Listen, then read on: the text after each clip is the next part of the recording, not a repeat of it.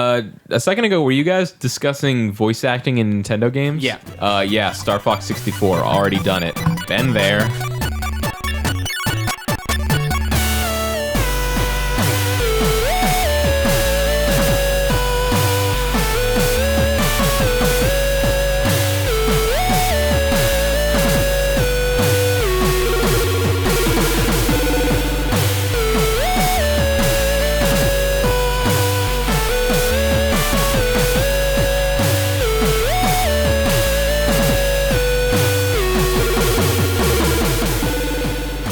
So I don't know what you guys are talking about. They've already mastered voice acting. Those in are not games. voices. Those are sounds. Star Fox 64 full voice acting. That's right. Yeah. Stupid me. Full voice acting in every single recorded line of that It game. has one of the most iconic lines It's fucking ever. gold. Try a Yeah. barrel. But I mean, Do a barrel. Do a barrel. But that's- See, I'm fucking up already. there's that's like all. That's it. That's the only one. Yeah, but it's so good though. I'm not. It's not. It's not. it's Exactly really a negative weird that, that- none of their games have voice acting. Like it's probably wouldn't fit their games. Like- but they'll never be able to have No, like a like- super serious. With a Zelda game, at this point, it's like they've been doing it so long, it would be weird. Yeah. Like I don't it's- think so. it would be weird for the first time. Right, like it's like now if they put voice acting in a Zelda game, you'd have all these Zelda fans being like, "This is so weird. I hate that Ganondorf sounds like this." Tough luck. Who Yeah, cares? But Okay. like, yeah, if they did that in like 1999 or whatever, there would be a little complaining. But everybody was making that Okay, transition. so think of it back this then. way: you've still got they have a voice actor for Link. He goes, "Ah!" He says that. So it's but you. so just like one time, have him go, "What?" And then that's it. And then each Yeah, game you can like- add a tiny bit more A lot of games. talking. Yeah, no one said you can't have a silent protagonist. Yeah. Just Right. don't have a silent everyone else. The only Yeah, thing- here's the thing. They like specifically in Zelda, something crazy will happen. Like you'll see like a castle fall upside down on an earth and explode. Like I don't know what happens in Zelda games anymore, but like that's maybe a thing that would I happen. wish that happened in Zelda. It's games. kind An upside down castle crashes into the earth. That Let's never say happens. Does that happen? almost, yeah, Almost basically. okay. Sure. Does it So really? Yeah, so, like, whatever. you see that and you're like, oh my god, that's crazy. And then they look over at Link, and since he can't talk, he just like makes a weird cartoony surprise face. And like Or goes, no, he might go like, "Ah."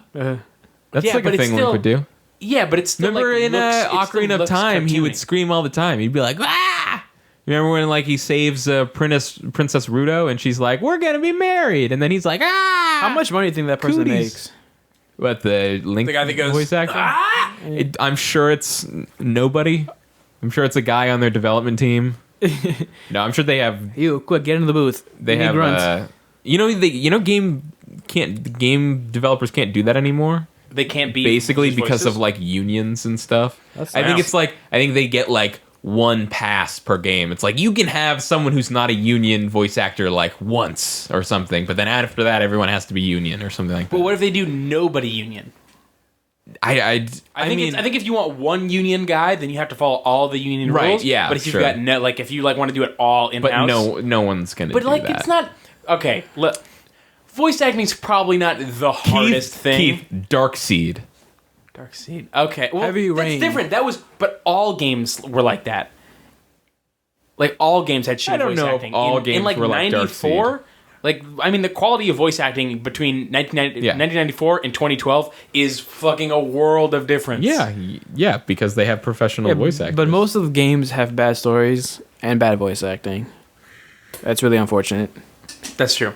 But I still think that they can do in-house auditions. Like don't you? Hey Ralph, come in here real quick. Still like hold an audition. I but think only for- you're underestimating how hard it is to do voice acting. I don't know. yeah, It's but really hard. I think I though can do it. I would just like to say that right off the bat, we've definitely kicked our habit of going on ridiculous tangents. Yep. For there we go. part 2. Do you want a of Snapple the- fact?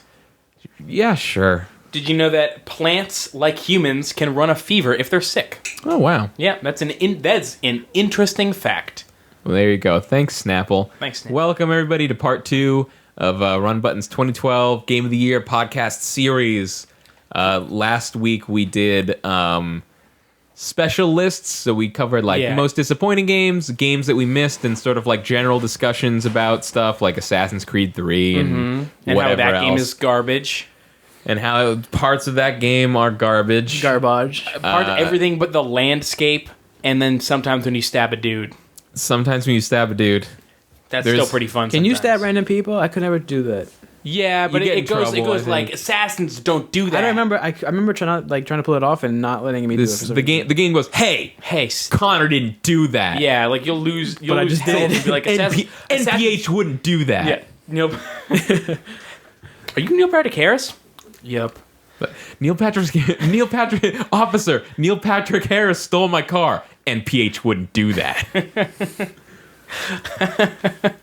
Man, Rob Corddry's super funny. That was Rob Corddry, right? No? No, it wasn't. Are you sure? I'm talking about Harold and Kumar 1. 1? Oh, okay. I thought it was Harold and Kumar 2.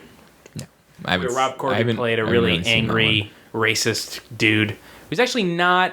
I can't tell if I liked that part or didn't like that part. one. I don't know that but part. either way, so- I like watching Rob Corddry, so whatever. Okay. So in this part of the series, we're going to be talking about Rob Corddry. our top 5 lists for small / downloadable / games that are less than $25, basically. Who's going first? I don't know, but let me finish talking about the lists first. Well, Kyle, maybe if you didn't talk so much, our episodes would be shorter. Sorry. And by maybe, I mean definitely. I just wanted to say before we started that I definitely, and obviously there's been a lot of talk about this year, especially with like Giant Bomb and stuff, but this year more than any other year when I was like looking at people's lists for like top games of the year, like I just stopped noticing which ones were like these small games or downloadable games or anything. Just kind of like didn't even really notice. Like it definitely seems like, obviously it's been trending this way, but it just seems like this year more than any other year, it's kind of like it really doesn't matter anymore. Yep. Like I almost didn't have like this year. Every year, maybe 1, maybe 2 of the games on my top 5 are in my top 10, but this year, like 3 of them were. Yeah, 4 of them for me, yeah. Yeah, so like I almost didn't even have one, except I really wanted to have like it's almost like at this point we just use it as a cheat to like be able to fit more games on our game of the year list. Yeah, because like as small downloadable games get better and better, like there's less room for more often. Yeah. I find myself looking at AAA games and being like, that doesn't belong in a top 10 list. And like when you're talking about like Walking Dead, it's just like what even like Yeah, what even are you, Walking Dead? yeah, like it's like how do you even classify that and what is the point even? Yeah. Personally, I know that you would classify it as Or- a small or downloadable release. I did, yeah. I definitely think it's a full game. I mean, it's not a major release. It wasn't like retail. My argument It is now, though. Right. Yeah, my argument for that is that it was under $25, so it met the criteria anyways. But it also was released in small chunks, so even though if you play it all together right now, it's like this full game.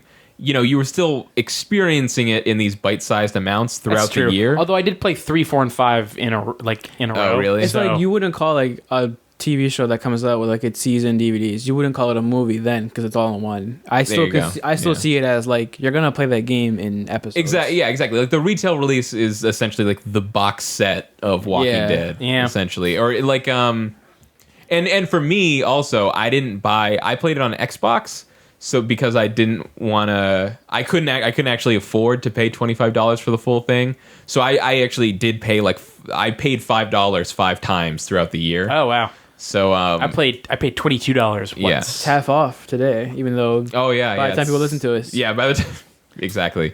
But you should have played The Walking Dead already. Like, Yeah, what are well, you get doing? on on it. And What? also like the scope of the production is pretty small as well. That's like true. that's the you look at that game and it's like that game isn't really about the graphics and the style looks really good, like how they kind of emulate the comics, but it's definitely, it doesn't like compete graphically with, a lot of the games. But I don't coming think out. it's supposed to either. Yeah, and especially like what going back to what I was saying, like I think having a separate list for downloadable games was originally about those games just because of their scope.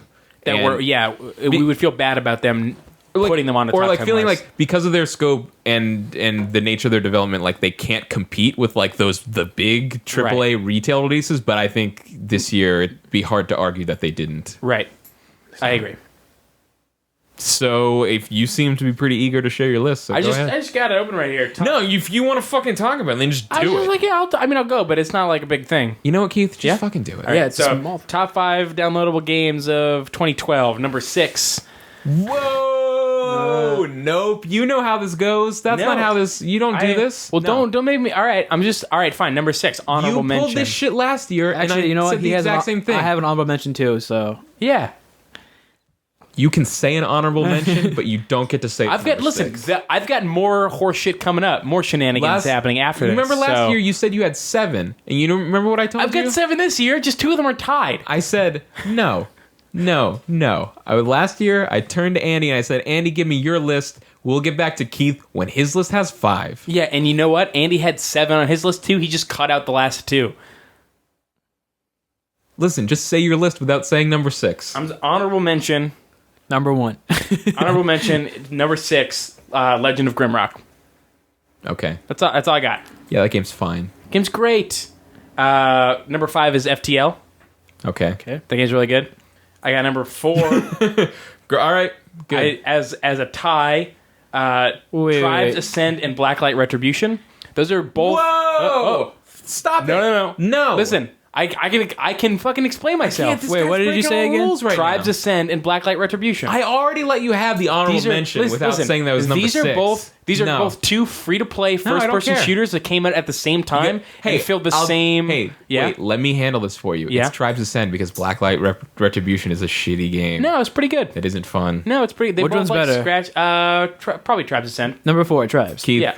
I had 7 games too, but I cut it down to 5 because I follow the rules. Yeah, but these are rules that we made up and they don't matter. They do matter, though. They don't matter. Lists so matter. Rule lists. Okay. Listen, I can't just give you. Can't give Well, you here's the thing. 7 because then we'll just give you 10. I played them at the same time. They were both free to play first person shooters, and they were like doing the like. Tribes I had came out way before Blacklight. Tribes Ascend didn't. Yeah, it did. It was like a month or so. They both Well, which came out one is late better? summer. Tribes is way better. Tribes is- There you go. They're not tied. Which one's better? Tribes. Yeah, tie But they're- wouldn't- so Tribes is on the list. They're like the same, but they're the same thing. There's a lot of things that are the same, but one is always better than the I other. think they're pretty different. Well, they're here's the both thing. first-person Tribes is- shooters. They're way different. though. What? They're both first-person. They're shooters. way different, but different. that was a time where I hadn't actually played a first person shooter in like probably over a year, seriously. And like Keith, both of these games, yeah. I want you to take Blacklight Retribution off your list. I don't wanna. Do it. I'll just move on to number 3, 2. What am I on? I just let the record show Yeah. Blacklight Retribution was not on Keith's list. All right. As I say to our podcast stenographer, strike Blacklight Retribution from What the was record. what was her name again? Julie? Julie. Okay. Yeah. Thanks, Julie. Strike that from the record, Julie. Julie, keep that on record, Julie. Strike Kyle, strike from the record. Julie, don't listen to any Keith strikes. And strike that from the record. Julie, strike all Kyle strikes and no takebacks. Go ahead. Okay. Number 3, Dear Esther. Really? Yeah, that game's so good. It's like just walking. It's just walking and reading. What is the hook? Why do I want to go back to that incredibly slow-moving game? Because it's like weird and ethereal. Like you're on this island and you're like, why am I on this island? And then you walk all over the place, and it's like each section of the island is is another piece of this weird story. And What's the story? Like, without spoiling anything, but what would you say the story is? Because I only played it for like 20 minutes, but it's like I couldn't really get a handle on what it was at all. From what I remember, and it came out a while ago, so it's kind of fuzzy, but basically it's like this weird story of like it's like this weird like love story and of memory loss and of exploration where like you're trying to reconcile this weird lost love and you can't really remember your own history, and also you're trying to follow in the footsteps of these explorers following this, like discovering this island, and each part of the island, Oh my God, Keith! I'm so bored. each part of the island No. is a different piece of the I'm story. just kidding. That Yeah. sounds cool. And depending on where you go, you get that part of the story first, and it fits together in a different way depending on just like whatever path you happen to take. I see. So there's no real order to how you like tackle the island, but you kind of like end up in the same place with the same information, but different stuff kind of gets emphasized and more information is revealed depending on which way you do it. It's cool. It's really cool. So is it like a thing where you have to play through multiple times to get everything? Not really. Okay. Is Is it just it? I only played through once, but I know that. You actually get different like narration depending on the order that you do it in. I don't know if it's depending on the order or if it's just by chance. Like I think like there's maybe Like, is- I there's just maybe mean, is like there- if you like maybe there's a shack that you go into and there's two different versions of that monologue where you go into the shack and maybe he says it this way, maybe he says it that way. Weird. Yeah. Are you sure about this? You just I'm not sure about that, but I know that there is different ways that you can get the monologues. All right. And the story is mostly delivered via monologue. Okay. Sorry, just real quick. What was your number 6? Grimrock. Wrong answer. You don't have a number 6 because it's a top 5 list. Go on. No, it says the title definitely says top 5 downloadable, but I do see a 6 here. That sounds wrong. I don't know. What's your number 2? Fez. I see. Yeah. We're gonna talk about Fez now. We're gonna talk about Fez later. We can talk about Fez. Fez. I liked Fez, even though I stopped like right before all the super serious. You didn't decode the language. No, I never played it again. That seems like a big thing to miss, though. So what did you like most about it then?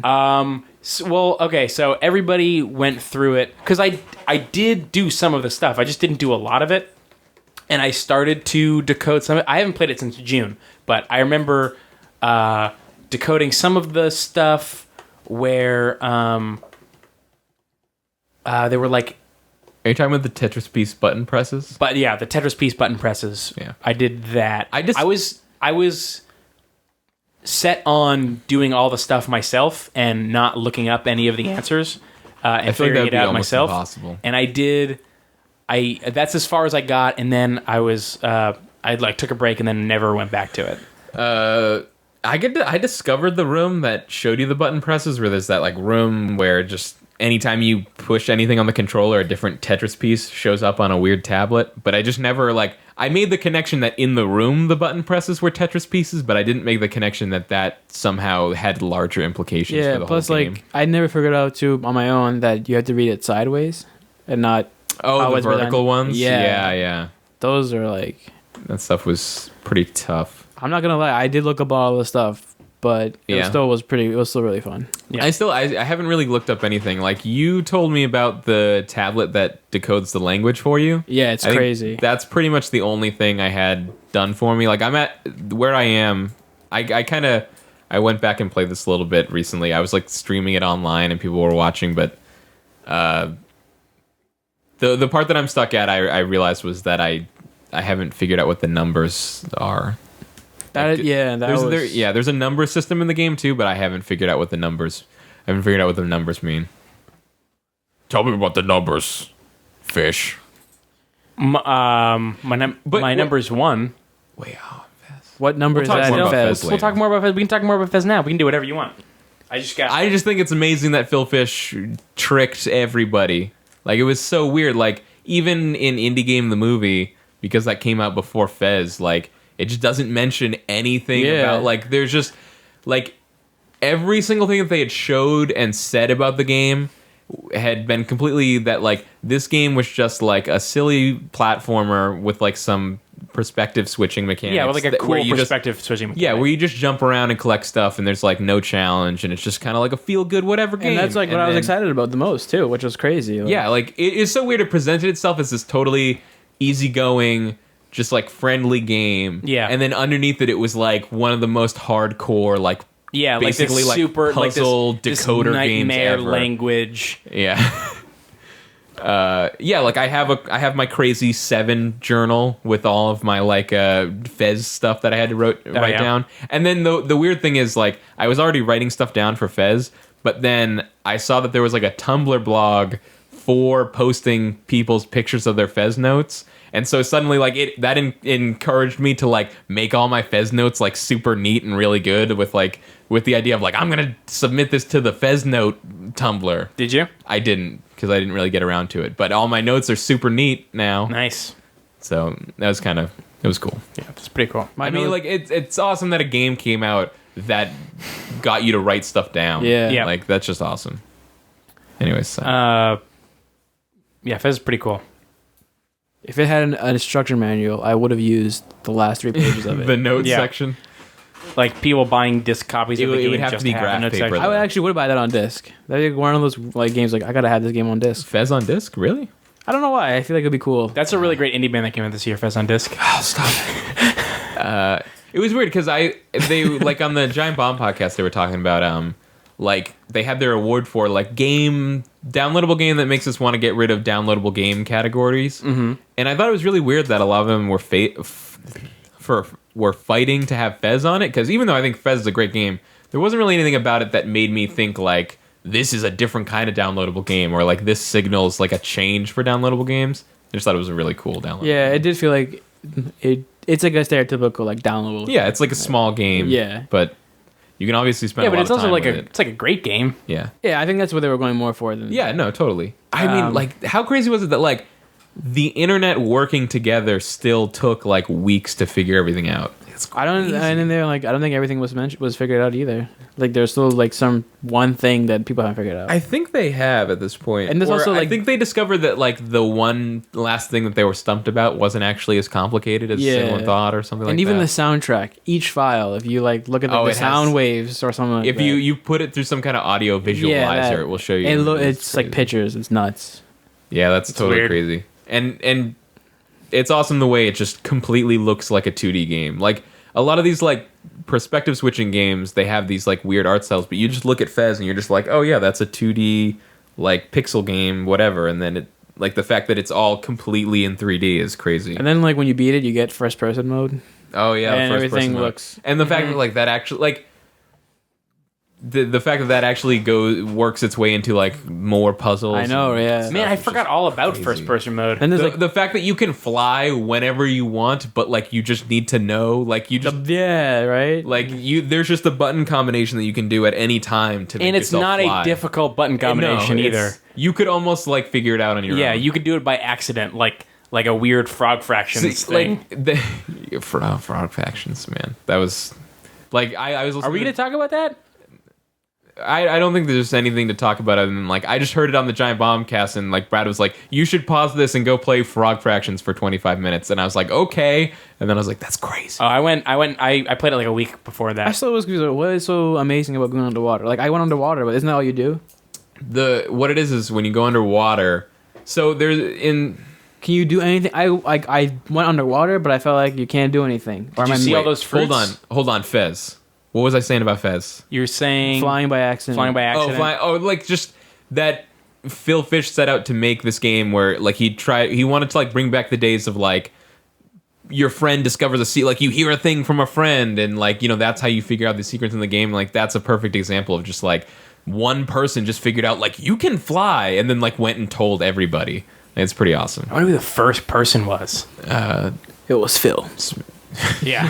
He just ruined it for everybody. He just didn't tell anybody. There's probably some insane. Or even he didn't know. He's like, oh, what? You could do that? Fuck. Holy shit. So Frog Fractions is like a flash game where you're like a frog on a lily It's pad. like the most irreverent Flash game of all time. You're a frog on a lily pad eating bugs and collecting fruit, and you use the fruit to buy unlocks like. First of all, you should go play it. It's like a few minutes long. Yeah, you should pause this podcast and go play Frog Fractions for 25 minutes, but make sure you go underwater when you can, and then buy the warp drive. You should let them figure that out by themselves. I remember. 'cause Well, you have to say that, or otherwise people play Frog Fraction. They go, "What are you talking about?" Yeah. I guess, but I remember as soon as I got the dragon, I was like, "Oh, dragon! He probably moves faster than the slow ass turtle." I was like, "No, still moves slow. He can go up in the air." I was like, "Oh, wait, I can go up in the air. Maybe I can get all that fruit that fell on the bottom." And then the fruit was there. And you ride like a dragon, right? Yeah, so Yeah. it's like you can use the fruit to buy unlocks, but most of it's like 5 fruit or 10 fruit for a thing. And you can like unlock the dragon, like you said, so it lets you fly up and down. So you can go under the water, and there's all the fruit that you had missed that had fallen. So you go down and like touch the pile, and then your fruit count at the top changes to like a billion. I never noticed that. Yeah, Okay. and then so there's like a warp drive upgrade that's like 20,000 fruit that you would like never get, but you can just buy it, and then suddenly it turns into like this Star Fox homage where you're like flying through space on your dragon, and it's like a shooter, and there's Yeah. like guys talking to you. Then you get It turned into like a weird bullet hell thing at some point. yeah, it turns into like a bullet hell thing, and then you get to Mars, and then like Bug Mars. you get to Bug Mars, and then it like turns into like Like the game keeps changing. Like it changes into like a You take like an exam too. like a question and answer thing, and then it changes into like a text adventure. At one point, you're just like swimming through like an underwater cavern in your on your dragon, but there's like the most insane voiceover about like a fake history of boxing. Yeah, It's like boxing was two gentlemen in a ring telling each other a story until one guy decided I saw this kid punch another kid. Maybe that's how I'll win. He introduced the punching strategy, and then so then you get in a spaceship to leave Bug Mars, and that's when it turns into like this text adventure. Yeah, this old school text adventure with like a screen flicker on the CRT monitor, and like you just have to, you have to be like, go hatch, open hatch, look window. It was like, and that's the part I got kind of stuck on that, and I wanted to finish the podcast, so that's where I stopped. But oh, really?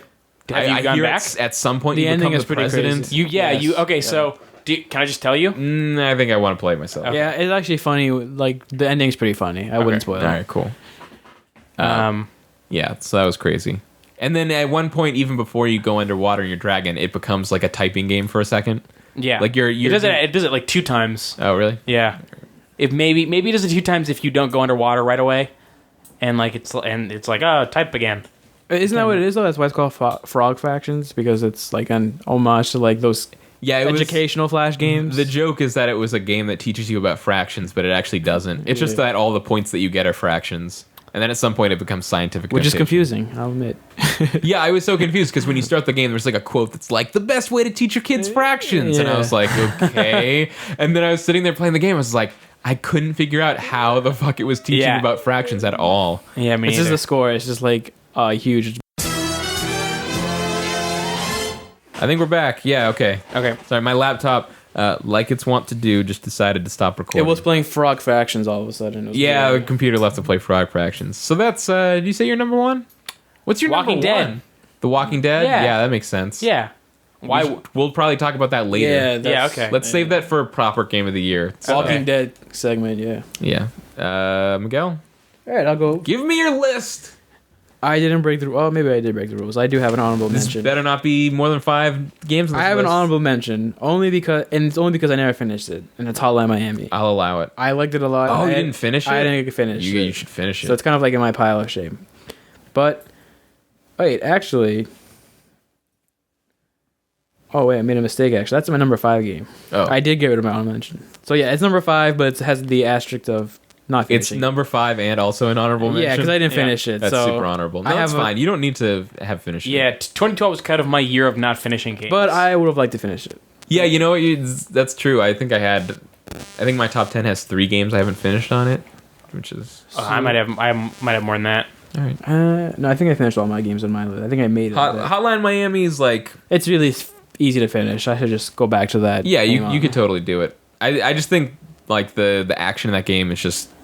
It's so different. Yeah. Like, it's really cool. Like, I think I was listening to Bestie's podcast, and Russ on there was saying how it's just like... It just doesn't play like anything else. Like It really ever, you know? It's doesn't. just like... Yeah. That's almost why I had to include it on my list, which is like... I don't know if it's one of the best games that I played this year. Like, I don't know if it's like the 5th best game, but like it's so different. Like, I had to put it on there. Like, yeah, the whole feel, like the visuals and the music and everything, it's just so weird but really cool. I still haven't even played it with the controller. Like, I play with the keyboard and mouse. Yeah, and I can't even haven't. envision it with a controller. 'Cause I feel like Yeah. I don't. It would be weird. I might play it like that, but I just feel like the keyboard and mouse is all enough. It's like perfect. It's really good. It's just like it's so brutal and so like Yeah. breakneck. It's crazy. Yeah, like that's weird. It's like it's this 2D pixel art game, but somehow like one of the most violent games I've ever played. It's super violent. Yeah. But And it's the story kind of by the end, it has like this kind of like commentary on like violence in games. Kind of like BioShock in a way, but not exactly the same. Yeah, that's a good thing. It doesn't like, Yeah. it's not like we're violent because it's like, it's because it's cool to be violent. It's, Yeah, there's a idea behind its violence. Kind of. Is it a good idea?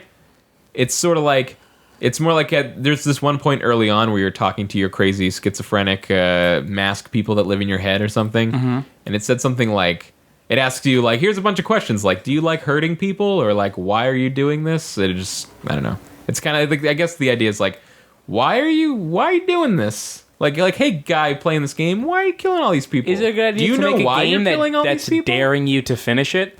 What? So Wait, they- do you mean daring like in a bad way? Like you don't want to finish it? No, like the game's like you should cut it out. Why are you killing all these people? Like the game, No, it's not that. like It's not you're that. right. I should stop playing this game. No, But that's actually kind of interesting too, because if it's telling you to stop and you keep going with it, what does it say about yourself? it's it's kind of like get to it in a Maybe little that's while. why It's kind of like Spec Ops. Did you play Spec Ops this year? I did. I didn't really like it that much. Really? No. I didn't play it. Well, I even heard the story how it ends, and I'll talk about it. All right, do it. Yeah, when we get to it. No, right now, do it. No, don't make me. Number 4. Number 4, Mark of the Ninja.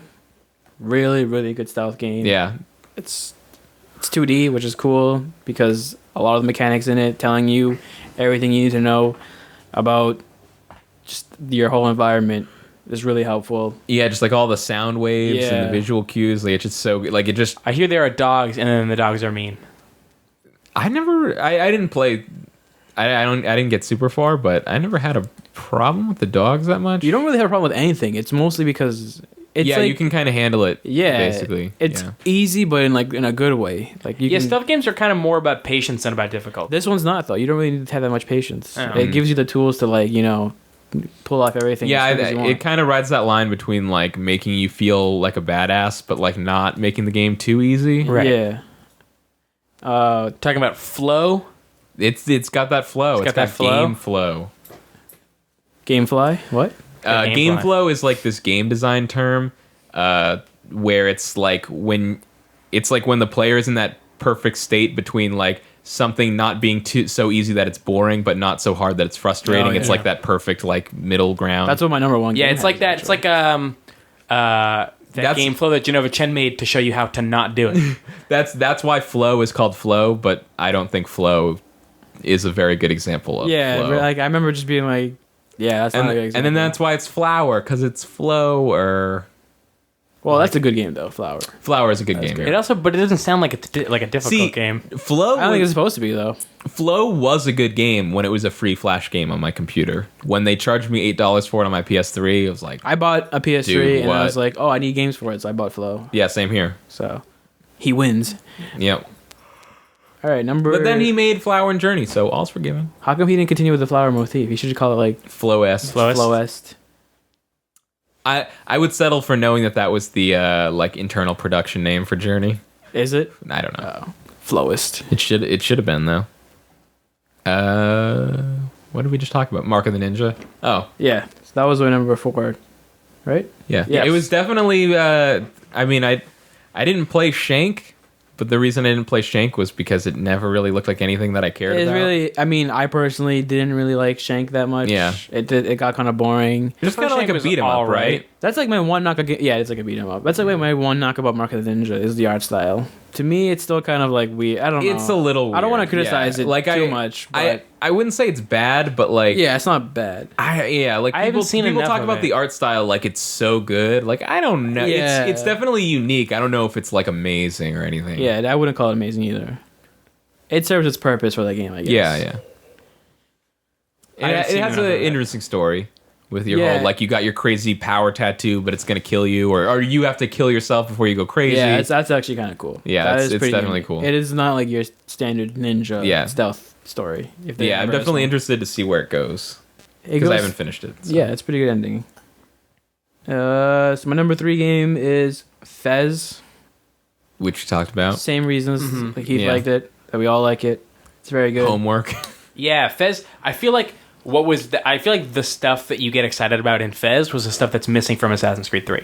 If that makes Yeah, sense. Like that's that, like that Like feeling that you get the when part you're where there's like something beneath the surface. The part Yeah. where it's good. where there's Yeah. where the part where there's anything beneath the surface. Yeah, it's just we're like, just going back to Fez, but like that experience of like when you play through the game, like initially when you're just doing your hopping around collecting puzzle pieces thing, and you see all these like you see Tetris pieces everywhere, and you're just like, oh right, because the it's art like style, it's yeah. like a they're doing a retro throwback thing. Here's like a world of people that live in a 2D game world, so they have like Tetris pieces everywhere. But then like you learn later that like all the symbols, all the Tetris pieces, they all mean something, or they almost all mean something. It's crazy. I don't even remember when I figured out the game had like a deeper. I can't like pinpoint. I think I just heard about it on Giant Bomb. Yeah, maybe that's what it was. I think that's what it was. It was something, but I remember just being. Then I was like blown away by it, and Yeah. because I personally I actually like the platforming. Like if the game was just that, I would have. It still would have been one of my favorites. I figured it out. I don't think it would have been one of my favorites, but I think it was still cool. It was like a combination of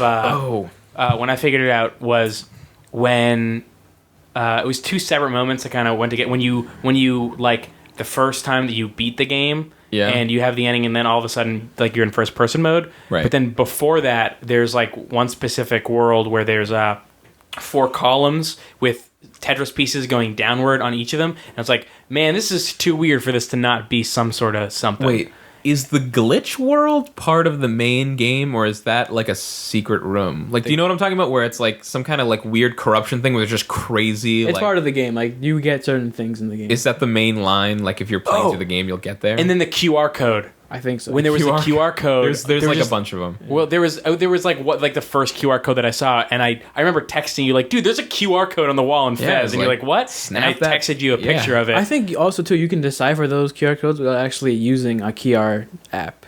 Weird. There's like some way of doing it too, or something like that. That's weird. And Yeah. then all the QR codes give you button combinations that you could do anytime. Yeah, but and like then achievement has a left right. right, deal with it. yeah. I think that was like my first moment of like, oh, okay, so you can get these Exactly, like you just yeah, look. it was the Q. Yeah, that's what it was. It was a QR code, and then they also like the columns of different Tetris shapes. That's probably a good example. Is like the achievement where if you look at the achievement description, it's just a thing that just it's a string of letters that's just like RT RT LT RT or Yes, something. that's what it was. And it's like, oh, you just figured out, oh, that's left trigger, right trigger. Like, it's not that much of a puzzle. Like, it's not. You feel like a genius when you do it, even though it's kind of Or pretty it's- obvious. It's not that you feel like a genius because it's a puzzle. You feel like a genius because you found a secret. Yeah, exactly. Like, oh, It's this like- is a secret. It was just something that you saw on your own and then tried it out in the game and it gave you an achievement. It's Yeah. like, that's awesome. It would be awesome if more games had cheats and secrets in it. Yeah, It's exactly. like lacking in games now. Just like fuck anything. Just do anything that isn't just the game. Yeah.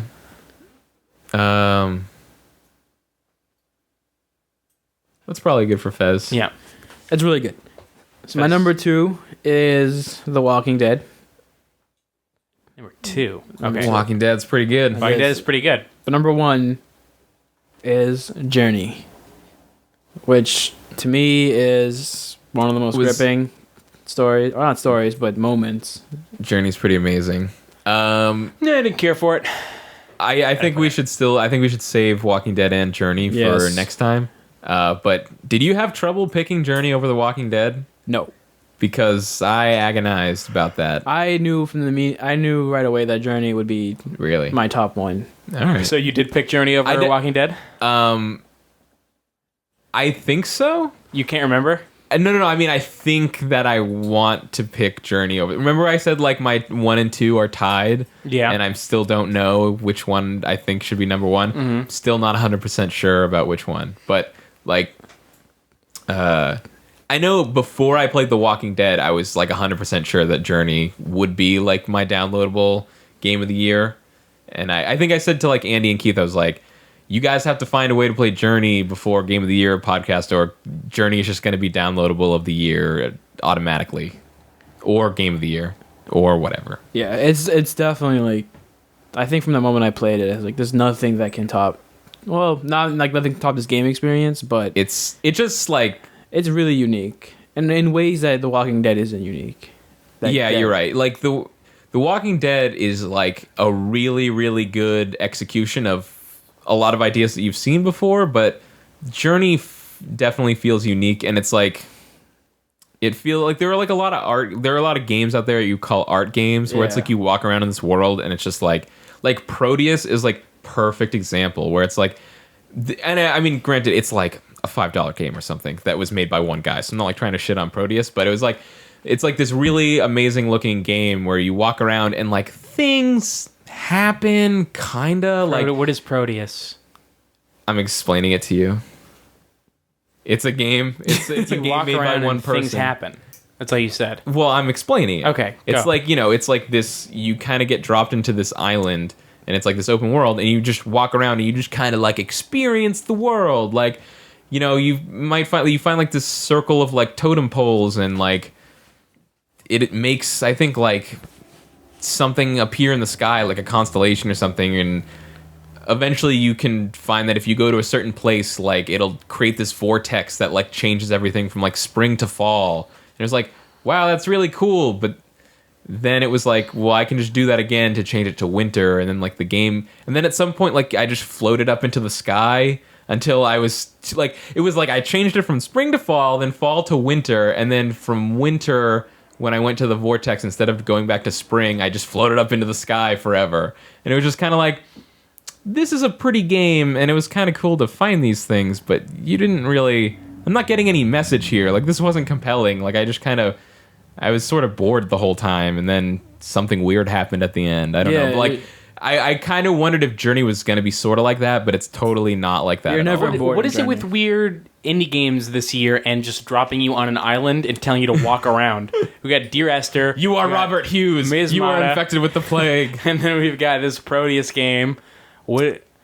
Oh, Miasmata was supposed to be on my pile of shame because I've played it a bunch, but I think if it had come out earlier in the year, it might have been on my list Oh, because I like it a lot. I just haven't played it enough. You reminded me another game that you missed. Kyle sends out an email every year about like just of a list of all the games that came out. Yeah, or or like like helpful, or a list general, of most of the games. almost, yeah. Yeah, all the games worth talking about. You missed another one that you missed was Cubed. That didn't come out this year. That was Did it last come out this year? Are you Yeah. sure? Yep. Oh, I can look it up right now. What's actually. Cubed? Cube is Or it's Cube. Qube. yeah, it's like a Oh, portal-y- that didn't come out this year. Okay. Yeah, first I thought it person came out puzzle like game. I thought it came out in like January or something. No, yeah, it came out in January this year. Better I'm not. pretty have, sure it came out last year. $1 billion. Better not have come out I this bet year. January 9th. Was it really that good? I bet you were wrong. All right. I bet it was January of last year. You're so far gone. December 16th, 2011. Oh, well, so then it's eligible. Oh, man. Yeah. I don't think it makes my list, but it's I mean, really it doesn't- good. It doesn't make my list either, but it was, yeah, Cube is really good if you haven't checked it out. Honorable mention, It's you like should play $4. Cube. Yeah. And it's on sale on Steam like all the time. Yeah. Anyways, it's reminiscent of Portal, but it's not as accessible or fun as I don't Portal. really think it is It's anything like Portal. It's just the It just- presents itself like Portal. The presentation is like Portal, but Yeah. the game itself is not anything like Portal. Yeah. If you're a big fan of like puzzle games, you'll like Cube. first person puzzles. Yeah. Yeah. Like environment puzzles and like changing environments and some elements of timing. Cubed. Cube. Cube. There's no D. Cuba. Qube. That's It's an acronym for something. For like quick extrusion of blocks. Yeah. Quick. Wait. Whatever. Now I don't want to play it anymore. Quick. Oh, sorry. Quick understanding of block extrusion. Yeah. There you Worst. The worst. How long is the game? It's like, I guess it's one of those games where it's not long, but it depends on how long it takes you to solve the puzzles. go. Really. Right. Yeah. I solved every puzzle immediately, so it only took me like an hour and a half. Yeah. So. 'Cause he's a. Genius over here, man. Oh, do you not? You probably don't know this about him. He believes himself to be the smartest person ever, and he will. No, he will it's not only- miss any opportunity. I to didn't remind finish you of it, that. and I put like 8 hours into it. Oh, you didn't so I don't finish know. it? No, I think I played most of it though. It was good. I put like 10. I put like somewhere between 7 and 12 hours into it. I don't know. Cube. Right? Am I saying it right? Yeah. Cube that came out this year, except it didn't. It came out last year, but it's still eligible. According to for Run this- Button, it came out. According to Run Button, it came out in 2012. Our fiscal year is from December. it came out in our December to fiscal game December. year. Yeah. With the way we handle December's is very confusing. Like December 2011 and 2012 are both eligible. Yeah, every December gets 2 chances. It gets like December games are eligible. December of this year is eligible, and Yeah. like Far Cry 3 is eligible, even though it came out in December. But it will also be eligible next year. But realistically, though, I doubt any December game will win any Game of the Year awards. I don't know. No, Did Far Cry 3 come out in December? It did. Far. I mean, do you mean like December of last year games? Like, Yeah, you know what I mean. Like, Oh, I December doubt last Far year. Cry 3. Yeah. It wouldn't appear on my. I can see way more games. yeah, like if we were gonna give Far Cry 3 Game of the Year, we would probably do it. It would be a this shitty year next year if Far Cry 3 was Game of the Year. Well, it's like because You never know. I mean, it's I can't imagine. because of the new consoles, so it's going to be like launch titles for those things, and then everything coming out, everything scheduled for consoles next year besides Bioshock Infinite. It's kind of like, it's like no way. That it's is like another Gears game, nothing another God of War game, but who gives a shit about those? Like, I don't know. Yeah, it's true. I certainly don't. Yeah. I think though the launch titles for next new consoles next year are going to be mostly downloadable small games. Like The we're going launch to see titles, a yeah. ton of. Everybody's going to try to be the Geometry Wars Yes. of Xbox 720. I actually believe that. I even think Microsoft would try to Man, sell you that. Can you imagine how different or how much longer it would have taken for downloadable games to catch on if not for Geometry Wars? We would Oh have my been. god, it like changed what. Geometry Wars was the launch and then title now for Xbox. fucking Bizarre Creations isn't even a thing anymore. Oh my god, fucking What? Activision, what are you doing? What are you doing? They're just going to resurrect it for the new console. Like- no. It's kind of funny because it's like, I don't think Geometry Wars is like the best game of the generation or anything, but if you were trying to pick like a game that like encapsulated the generation, Geometry Wars is like a great pick because it just like, it kind of like it jumped off everything. Yeah. Where it was like you bought this huge like powerful new console, but then like your favorite thing immediately was like this tiny $5 game. It was like, whoa. Yeah, Geometry Wars is oh man, so much fun. And then but Blur's fun. Hey, what about Blur? Do you remember being at PAX and there was Blur's like so much fun. there was a Blur like demo, and then there was a Split Second demo like right next to each other, and we had heard about both and we played them, and they looked like this basically the same game, and then Blur was just a billion times better. I don't know. I'm not really a fan of Blur. Split Second. Blur. Split Second was the one where it was like racing QuickTime events. It was Split Second. But to be fair, Split Second, we played it like it was like a show floor demo at Yeah, PAX but East. so is Blur. They were like right next to each other. Blur was, we went to the game library and like took it out and like sat down with it. I think that was the next year. I think the first year we played Split Second demo and the next year we played Blur. So I don't think they were back to back at all. no, because But they did come out They relatively came out close. right next to each other, but Yeah. we didn't play Blur until the next year. But I have this memory of like playing You're- Blur and I then think going to we've- play Split Second, I like think right after. I think we've very well established that your memory's bad. It's not. It's very good. It's pretty Anyways, good. what the fuck were we talking about? We were talking about Downloadable games. I can't believe I got Downloadable, Cube yeah. wrong. I remember for sure checking if Cube. well, because here's what happened. did I say Blur? Because I meant Cube. Yeah, I Cube. remember checking for sure that if Cube was eligible for this year. Because It I is went weird. because when I saw that you had missed like two things that I knew about.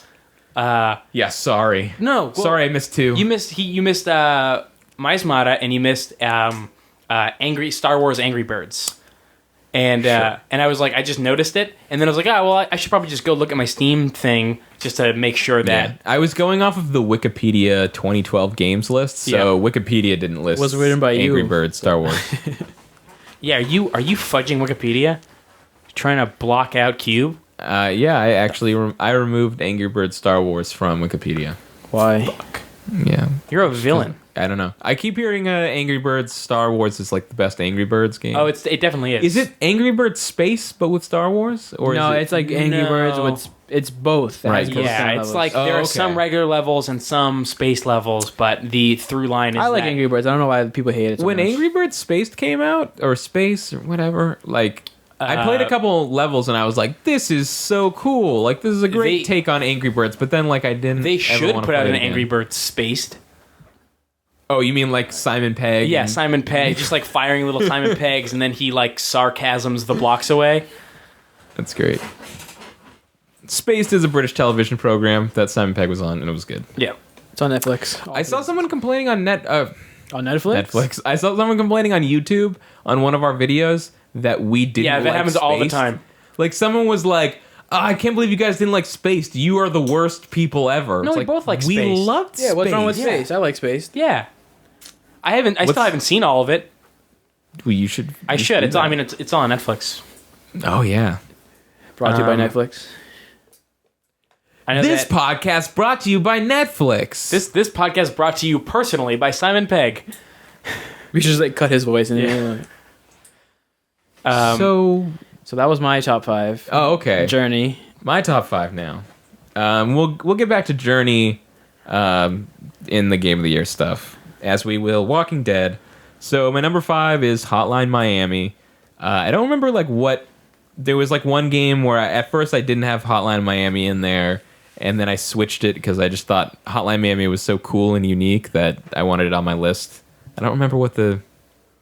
I guess it doesn't matter. I feel like that's what happened to me too. It might have been Mark of the Ninja that I had on there or something. Strangely, I had Hotline Miami as honorable mention, but yeah, it was number 5. So there must have been something I cut. Yeah, exactly. And it was just the more I thought about it, and I went back and played it a little more, and I was just yeah, this game's just so cool. Yeah, it's awesome.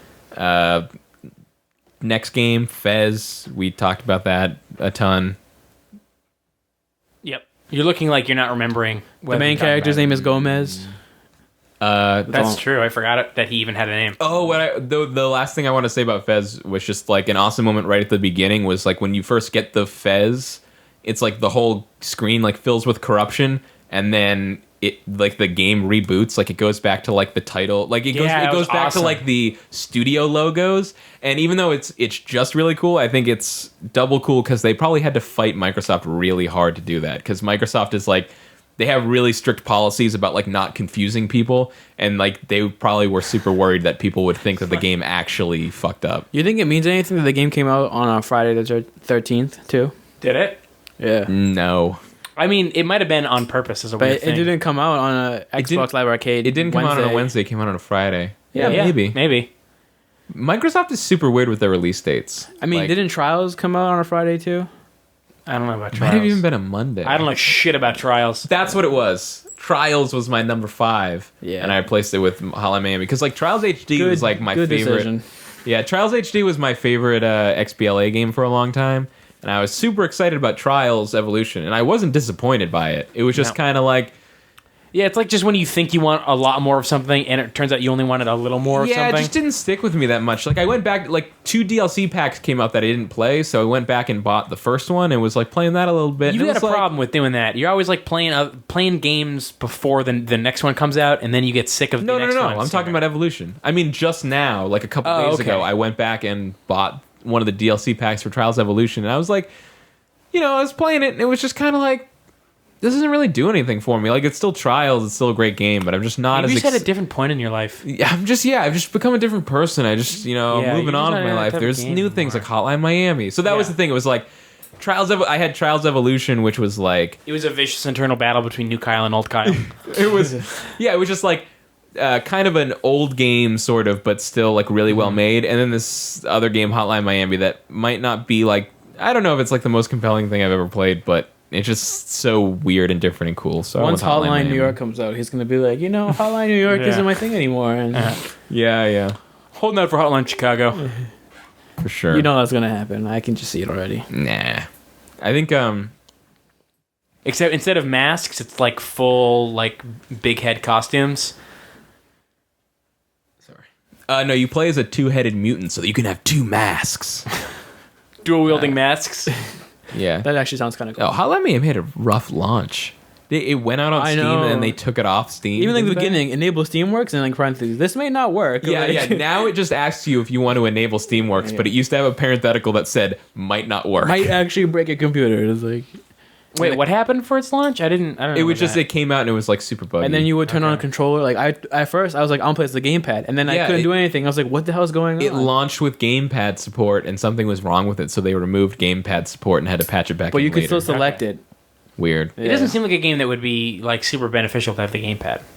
Yeah, I don't know. It was. You would think though it's harder with mouse and keyboard. I think it's way easier with. Yeah, since it's a top-down shooter, you would kind of feel oh, I want the twin stick, but after you actually get a feel for how the game works, it's it's so precise. It's how could you use it? and shooting in that game doesn't even recommend.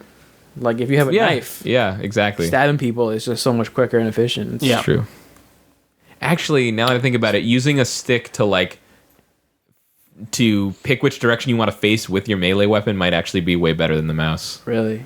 And there's So- also like running into doors, which is cool. Oh yeah, Knocking like them down. you bust through the doors to like knock people down. I So saw you have that. to- That was the coolest thing I saw. yeah, about so you that like game. set up all these scenarios where there's a guy in the room with a pipe and a guy with a gun. So I'll wait for the guy with the gun to walk near the door so I can knock him down and then take out the guy with the pipe and then go back to the first guy before he gets up and picks up his gun again. We just got to keep in mind that like my experience, my biggest experience by far with Hotline Miami is Kyle playing it at 4:00 in the morning during our 24-hour. That's the best time to play marathon. I was like, more just like so out of it it. was more like noon or something. Noon. Oh, it was it that late? Yeah, I we can't were remember. back. Wait, I think I played it like right before Miasmata, so it might even have been like whatever. It was all I know is that I was super tired. Yeah, you were super. That's I was just like the game falling working. asleep. Huh? It's just the game doing its magic. Yeah, exactly. Oh, my list. Yeah, so I had number 5 Hotline Miami, number 4 is Fez, number 3 is Lone Survivor, which do you know about Lone Survivor? Yes, it was like that horror survival game. Yeah, yeah. I It's, own it, but I've never. Yeah, never same here. learned I it. think- oh, you guys are bad people. Humble Bundle, I think that's how I got Yeah, it. I got Oh, it. really? Wow. Okay. I've never. By the way, I've paid for probably 3 or 4 Humble Bundles, and I've never once played a game from any Wait, of them. really? Yeah, because all of the ones that I wanted to play, I already owned, and then I was like, maybe I could play one of these Yeah. or two. When I think the Humble only- Bundle first started out, you probably even hadn't heard of most of the games. That's when Humble Bundle was real. No, it got real when THQ came up with their Humble Bundle. Oh, yeah. I think the only one that I ever played was like, But Machinarium. yeah, Oh, that's like Machinarium. the Yeah. point and click adventure. Yeah. Yeah. But I think it's funny about the THQ thing is like the humble THQ bundle was like 4 days before THQ filed for bankruptcy. Yeah. You can't say they didn't need the money. I gave him money. I gave him like Yeah, I think I bought that or. I had all the games I had except all the games that I had wanted, them yeah. all except Red Faction Armageddon, and I didn't even want it. But I was like, well, I can pay whatever I want, so yeah, I'll I take wanted it. Company of Heroes because I know that. Oh yeah, I already have that one. I didn't want it. Excuse me. But yeah, they went straight back. I mean, I guess you can't blame THQ. It's a good idea. You yeah, have it's to fine. I give mean, like it was a desperate idea. it's. I mean, shouldn't it? In a way, shouldn't that be even better than the indie thing? It's because like it's a big name publisher letting you pay whatever you want for their games. Like that's awesome. And it's like easy how to, is that bad? Yeah, and you got to remember too, all the people behind THQ, like all the studios, those are like people with families and all that. So it's in that way you are kind of like supporting some sort of charity. Yeah, but I mean, you don't even have to. When you buy the bundle, you don't have to give any money to THQ. Yeah, you can give it all to charity. Yeah, exactly. So like, But I give a little bit to THQ only because like they don't do crappy things. Like Activision did it. I believe. THQ is a good publisher that makes good games.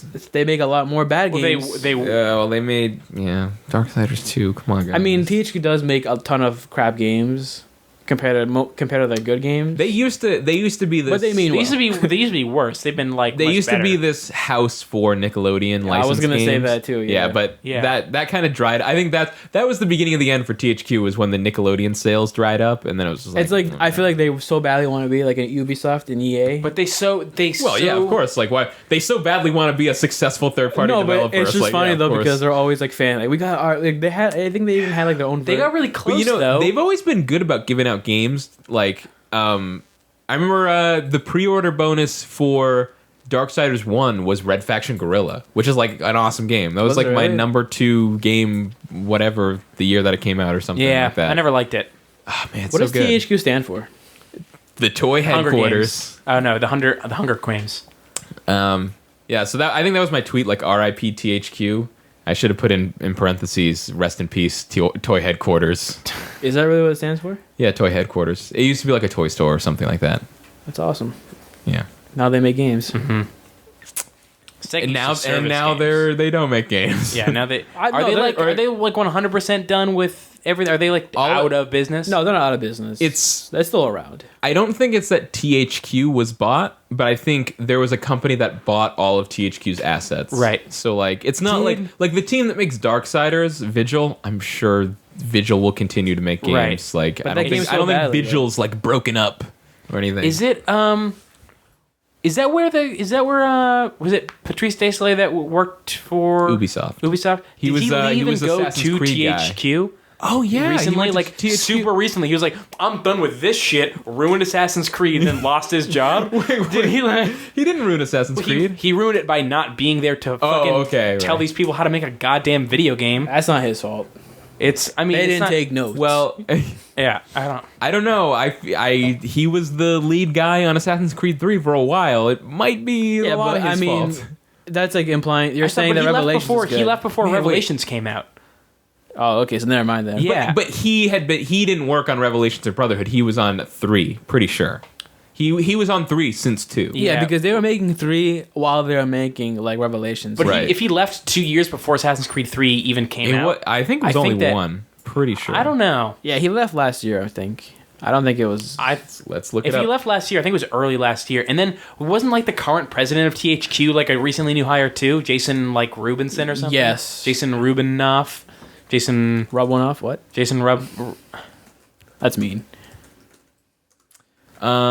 Rubenstein. I don't think we know. ever really got to like reasons we don't like Assassin's Creed 3 that much, or besides just saying that it was bad. But like, Yeah, Well, Like, we it was talked about so how it, weird like, it and didn't spread have out, any like- of that stuff that got you excited. I don't about think it. it's- that's your thing. I don't think it's garbage. like it didn't really like it was disappointing to me that it didn't have any of the secret stuff in there, but that's not like the reason I don't like the game. Like I just didn't, it just wasn't fun to play. It was weird. Like there was a lot of traveling through wilderness, which was cool like the first time when you were like young Connor and he travels from like his tribe to like Well, they did make fast traveling a lot easier. oh yeah, there's fast travel. Did you like play the so, Navy if you scenes, if you got sick of traveling through the wilderness, there's Yeah, you're mad right. fast travel. Right. Yeah, it just It's yeah, I really do think that it's like all that cool secret stuff is what gets you through the length of that game to experience the crazy fucking insane ending. Like that's what Assassin's Creed is. It's like pretty fun combat and then enough secrets and weird stuff to make the traveling bearable for as long as they make you do it. But you know what? And then an insane ending. I was thinking all of my problems with Assassin's Creed 3 with like the story going over like number of years but like not doing it in a way that works well and stuff Yeah. like that. Those are all the same problems that I had with Assassin's Creed 2. And hey, the Assassin's Creed 3 team was the Assassin's Creed 2 team. So Right. maybe that shouldn't be surprising. But and it- then you know, well, it was Brotherhood like, also had the same problem, so it was like you had young Connor and then Yeah. it just jumps to him being like 5 years older or something. yeah, but then and he's like then your elderly mentor is the same age still. Like he's still just your elderly mentor. that didn't bother me because I don't know, like how you look at Patrick Stewart from 10, 20 years ago. He looks exactly the same. Yeah, but it also wasn't the 1700s. When you reach max level, you stop leveling. it wasn't like in the 1700s, people did not live to be Patrick Stewart's age. You're right, but it was just it he's an blew, assassin though. it blew my mind that they jumped from young Connor to older Connor, but did not stop at all to like reintroduce you to be like, here's what Connor's learned in all these years. Here's the way that he's changed. Like, here's who this character is. Like, they never do that. Maybe they made that thought because he went through the same thing like Ezio goes through, so you kind of know how the path of an I assassin guess, is. but They didn't Ezio do that was for like a much. Ezio either, I just though. remember. Yeah, I just remember true. people being really down on Ezio before he. Like before Assassin's or before and kind of during Assassin's Creed 2. I don't think so. remember No, people not. really everybody was in liking- love with that Yeah, character. they But like before it came out, people were like, Ezio, who cares about Ezio now? Like all of a sudden, Ezio, fuck that. And then Ezio is great. And then Connor was not I great. never loved. I think it was the other way around. I think people were like, who cares about Desmond? Like, because you don't. I always cared about the Desmond. first one. The first Assassin's Creed, when you play as Desmond, you're like, this is kind of stupid. And then Man. number 2 justified it. The first Assassin's Creed is so hard to go back to. Yeah, it's- Yeah, I loved it Like at the that time. game is. Oh no, I couldn't play that. I liked it a lot at the time, but Yeah. I just Man. I just didn't have as much problem with the repetition of the stuff as I think most people did because I kind of knocked it out. Oh, you know what it was? I got halfway through the game, then lost my save file. When I Okay. accidentally deleted all my save files, I had to go back and do that again. It was like, holy shit, this is the worst. If number 3 was really good, I would have called Assassin's Creed my favorite franchise of this generation. Really? Yeah, it's probably true. I wouldn't have gone that far, but like, I was like so excited like since the end of Brotherhood, I was so excited to see where the Desmond thing went and everything, and it just Yeah. seemed like it just totally fell flat on its face. I don't know. It's man. like and I've like And like Desmond's dad shows up out of nowhere. Like what? That was so. Yeah, that's just like you. I've rolled my eyes so many times. In It's that just game. like Desmond's dad shows up out of nowhere, and he's like a dick, and then he apologizes or something. He's like, yeah, listen, the world's gonna end. That's why I'm such a dick to you. I was like, yeah, it's like, oh, I'm sorry, on. Dad. It's like, I'm sorry, son. And then like you're stuck in this weird. It's the like Brotherhood. Like in Assassin's Creed 2, they introduced like Rebecca and Sean, and they made Lucy like. There's just a bunch of people outside yelling, but like Brotherhood was cool because it took Rebecca and Sean, which were these kind of like whatever characters from 2, and like made them really cool, and you really liked them, and you really liked Lucy also, and then it just kind of goes to like those characters are absent from Revelations, and then they come back in 3, and it's just kind of like they're just whatever again, and then your dad, like, totally uninteresting. Like, yeah, some of the conflict between him and Desmond was Right. kind of interesting, but, like, not in the way, like, you didn't really like his dad. You weren't like, yay, Desmond's dad, this is cool, like, in the same, Yeah. I don't know. And I kind of was uninterested in the like Desmond talking about how he had to run away from his parents because I can't remember if this was in 3 Yeah. or if it was in like the Revelations cutscenes that I watched to get caught up. it was a revelation. They were Okay. in the first-person perspective stuff in Yeah. Revelation. That was Okay, like I just Desmond. remember like I ran away from home to be a bartender because my parents were crazy and I had a signature drink called like I hate assassins. the or Shirley whatever. Templar! Oh, the Shirley Templar, yeah. It was funny. I was actually out with to dinner with my dad and my sister last night, and my sister, like, apparently her thing is she gets Shirley Temples all the time, and she talked about Let's be like they're delicious. okay. Let's not say they're not delicious. I mean, they are a kid's drink. they are a kid's drink, But if it's- you're a boy, you're supposed to call them a Hardy Boy. That is the boy version of a Shirley Is Temple. that It's a Hardy. true? Yeah, that is true. That's awesome. Yeah, you're just like, can I have a Hardy Boy? And then they're like, what's that? It's the guy version of a Shirley Temple. Is that what and- you say that though? Do you have to explain yourself? Or you just I've talk? never ordered one, but I assume that nobody knows what a Hardy Boy is. Yeah. that novel, right? That was- My sister was talking about she said like one time she went to a place and ordered Shirley Temple and they carded her and she was like, no, Shirley Temples don't have alcohol. But then she asked me or just said generally like, is there some drink that's like a Shirley Temple with alcohol? Like, what do you call that or something? And I didn't say anything because I didn't know in real life. But in my head, I was like, well, I know in Assassin's Creed, it's a Shirley Templar. I know That's that right. much. I didn't play enough to ever get this issue resolved. But so okay, you're okay. This might sound stupid and like trying to apply too much actual history to Assassin's Creed 3, but you're broing out with like Washington and Jefferson and Really? like and Adams, or at least Adams. I know that you're Wait, hanging but around you with didn't get Adams. this far. No, I mean I've hung out with Adams, John Adams. Yeah, he was there. Like, JQA. I wouldn't call Wait. that broing out though. He doesn't really like each other in those games. Well, I know that a lot of those guys, including Ben Franklin, who you meet, who gives you like a diatribe on why you should be having sex with old women. Oh yeah. 7 reasons based on an actual essay that he wrote.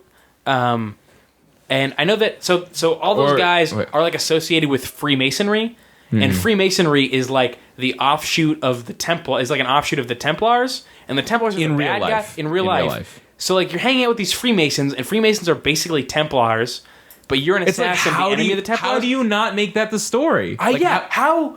Like that's you. I Here's this fucking group of wrote your people. story for you, idiots. I think they did it because it's like too much of a sensitive subject for Americans. I to think about guess, us. but it's like, But it'd be, these like, people and are then- literally Templars in real life. They talked about like like DLC like George Washington the Mad like King the Mad George. King Mad King George, like why is that not your story? Why is George Washington not secretly like a despot? That's- like what? You guys wrecked it.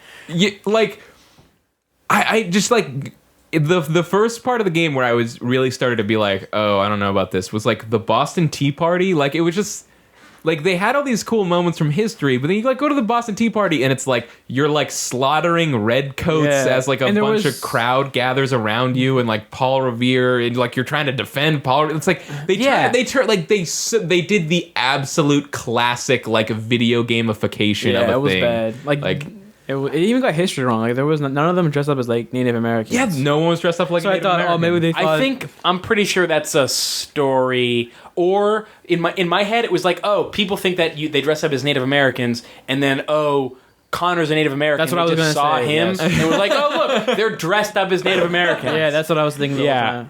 But I don't know if that's a But a no, fact, he was if they dressed up actually like his were. assassin thing. Yeah, but He's passing I don't the like. American. Yeah. The assassin outfit is pretty cool in that game.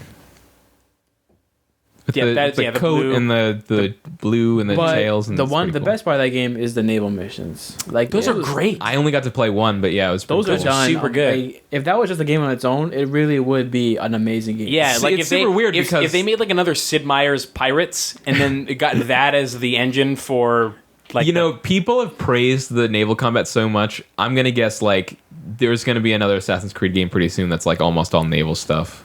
So Like- good. I'm all for that. Yeah. I mean, there's something to be said that how simple it is to control, and that makes it way more fun. If it was like a little bit like realistic, it would be so boring. But the Yeah, fact that it's yeah. kind of like Yeah, it's not realistic at all, but it's really cool. it's more realistic than it could be.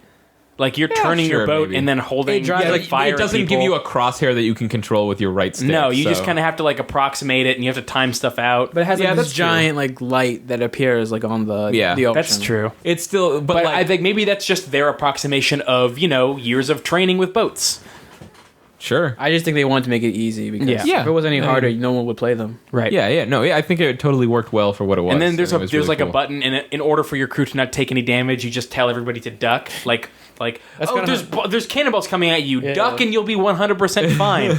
You'll be 100% fine 100% of the Kinda how, time. like the giant waves. Like a giant wave's coming, duck. And it's like, Oh, here's a weird thing: the hunting and like all the homestead trading. Like I remember, like That's so obtuse. the homestead trading, like when I was going through it, and it was saying like, check it out, like you can build this lumber mill, and then they make lumber, and then you can sell lumber to traders. And like I started, that almost started like a light bulb in my head of just like, oh man, like is this about to unveil some like crazy like web of like colonial like economics that are just going to be like amazing? Like this could be amazing. Apparently there's no point. What you like just No, there's said no is reason to what it ever have is. money. yeah, like Like the money, like all you need is to buy like the one sword that you want to replace your. People talk about like, the tomahawk's so cool. Why would you even buy another thing? why would you buy another thing? true. Because Yeah. there are better weapons. Buy a better weapon. I don't know, But though, doesn't make it's you better, Tomahawk. like- I don't know. Like I've heard people in the same breath be like, "Why would you ever get another weapon besides the tomahawk?" And then being like, "Yeah, the combat doesn't feel as good." It's like, yeah, that's because you're sticking with the starting weapon because you think it looks better.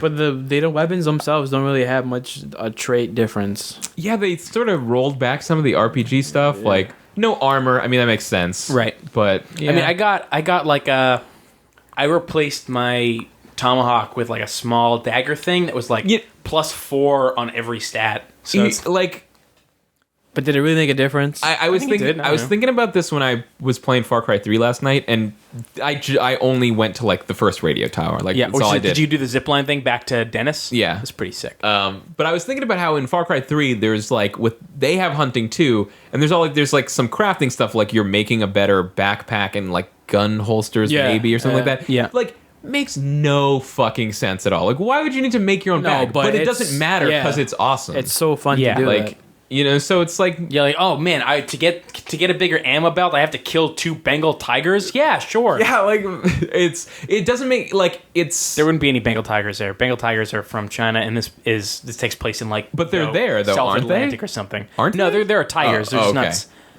I'm just saying, like, no zoologist come up to me and say, aren't Bengal tigers in India? Isn't "This place isn't in India. This isn't like the South Pacific."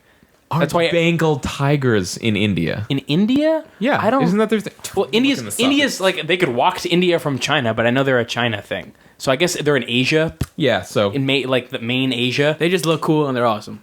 Yeah, but what I was saying is, sorry, I didn't mean Bengal tiger. I just meant a regular ass. They're from tiger. Bangladesh. Bangladesh. Okay, I guess that's why they're called that. I think that's part of China, right? Or it's really close. Hold on. It's in Asia.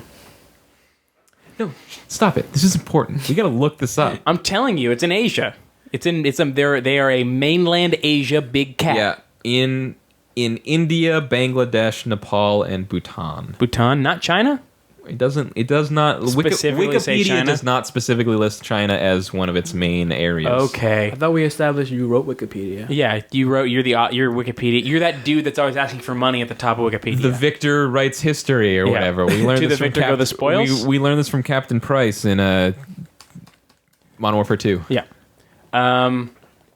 I learned that there were Bengal tigers in China from an episode of The Wild Thornberry. So maybe that Nickelodeon show lied to me or spread some sort of misinformation. That's a reputable source. That show was always so boring to me. I loved it. I was not like the biggest fan. Yeah, but I thought it was really alright. I was like, this is what you follow Rugrats with? What? I mean, it wasn't as good as Rugrats, but it did have a talking monkey named Darwin. Assassin's Creed 3. We talked about it way more than like most of the games we're about to praise. But it's just one of those topics. It's so hard. Yeah, Because that's how much I cared about Assassin's Creed, the that's what I'm saying. Assassin's Creed Yeah. franchise. Like I said, I live in Lexington. I was super interested to see what the Battle of Lexington was going to be. And first of all, for a game that's about the American Revolution, and I get that it's sort of like your character is like this guy who's like kind of on the outskirts of the whole thing, so it's not like you're playing as whoever, like John Adams or George Right. Washington or whoever. But Thomas Paine. they skip the entire signing or even writing of the Declaration of Independence. Yeah, skip it? I was They- waiting for that, but never they- happened. They go from like, oh, we're revolution. Like, you don't have to stop Benedict Arnold from assassinating George Washington during the signing. This isn't a real thing. I'm just I saying. know. I was just, Like, you don't have to go. No, it literally jumps from there's unrest is mounting in the American public, right? And then it jumps to Paul Revere shows up and he's like, hey, you got to go on this horse ride with me. And I'm like, first of all, going on the ride with Paul Revere, fucking super stupid. Yeah. Also, Second of all, what are you talking about? They knew the guy's name that went with Paul Revere, and it was not Connor. It was like William something. Yeah, if you believe what the textbooks tell you, textbooks written by Templars. Are you even paying attention You're to right. the story? You're right. I'm wrong. Yeah, but it was so weird. It was like Paul Revere just shows up and he's talking about how he needs to go on a ride, and I'm like, surely we're not talking about like his famous ride, because that would mean you skipped almost everything, right? But then he's like light one lantern if the troops are coming by land, and wait, or is it one if by land, two if by sea, or two if they're coming by sea? And I was like, seriously? Like, how did we skip this? It was, and then just like the whole Battle of Lexington thing was just like, this shot heard around the world.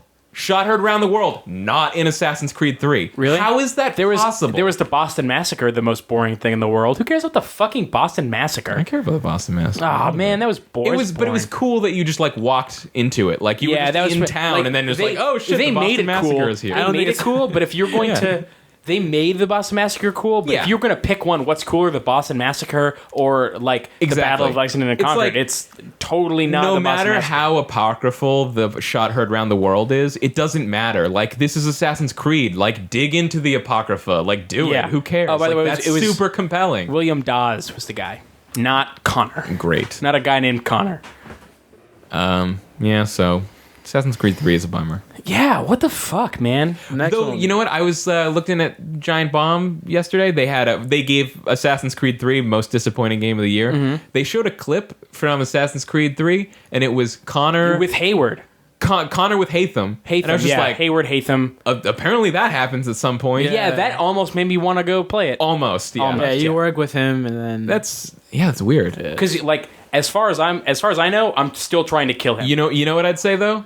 Like for Hatham and what's his face, Lee, Robert, whatever the Robert, fuck. yeah, I think Lee. they actually did a pretty good job of like establishing the villains in the game. I get Even though the Templar turn for Hatham was like kind of, it was abrupt. Like it was kind of cool, but the thing that was weird was that like Robert Lee or Lee Robert or whatever the fuck the guy's name was, it was like Robert kissing E. Lee. Robert E. Lee, Yeah, the guy that the was kissing your Confederate general. Yeah, the guy that was kissing your ass the entire time trying to become what you thought at the time was an assassin was like this like upright gentlemanly guy, and Yeah. then as soon as you find out that he's a Templar in the next scene that he's in, like You're true. only a couple years later, You're true. No, like 10 years. It was a decade. I mean, it's a long time. I guess, but like he's got crazy eyes and Yeah, his face is all his sunken hair is in, all and he's- disheveled. Yeah, he's Yeah, got, like yeah. his hair's in patches, and he's like, "I'm gonna fucking kill you, kid." Like, hey, 10 years ago, I don't care if you were a Templar or not, you weren't gonna like murder a kid. That's true. But I mean, isn't that he kind of has signs of it. Remember when he broke into that door?